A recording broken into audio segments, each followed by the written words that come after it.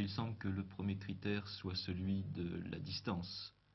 La plupart des ménages font leurs achats dans le magasin le plus proche de chez eux, bien sûr, mais cependant, beaucoup vont dans un autre endroit, dans un autre point de vente, environ 40%. Donc 4 sur 10 ne se rendent pas dans le magasin le plus proche de chez eux.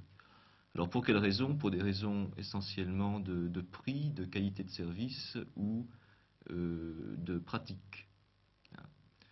Un certain nombre de ménages ne sont pas contents, notamment en boucherie, en charcuterie, ne sont pas très satisfaits du point de vente le plus proche de chez eux, et ils vont chercher ailleurs. Alors où vont-ils chercher? Eh bien, d'abord des magasins proches de leur lieu de travail.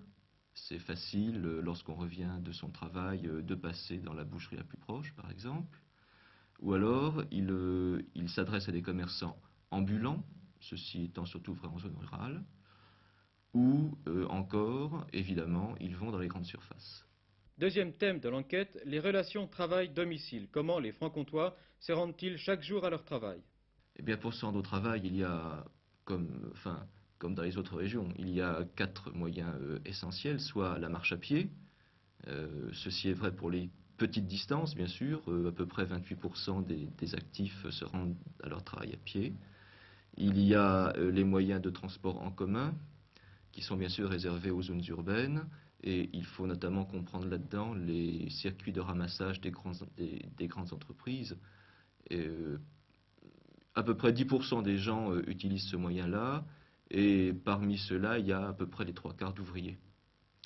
Et puis, il y a l'automobile, c'est-à-dire les moyens propres en automobile. Ceci est valable pour 40% des gens à peu près. Et puis les autres, surtout des ouvriers, utilisent des 2 roues, soit des bicyclettes, soit surtout des vélomoteurs. Enfin, dernier chapitre de cette étude, l'équipement des ménages de notre région. Une question à ce propos, l'équipement est-il révélateur des différences sociales de ces ménages? En général, oui, mais ça dépend du type de bien d'équipement ménager que l'on considère. Si vous voulez, il y a des types de biens qui sont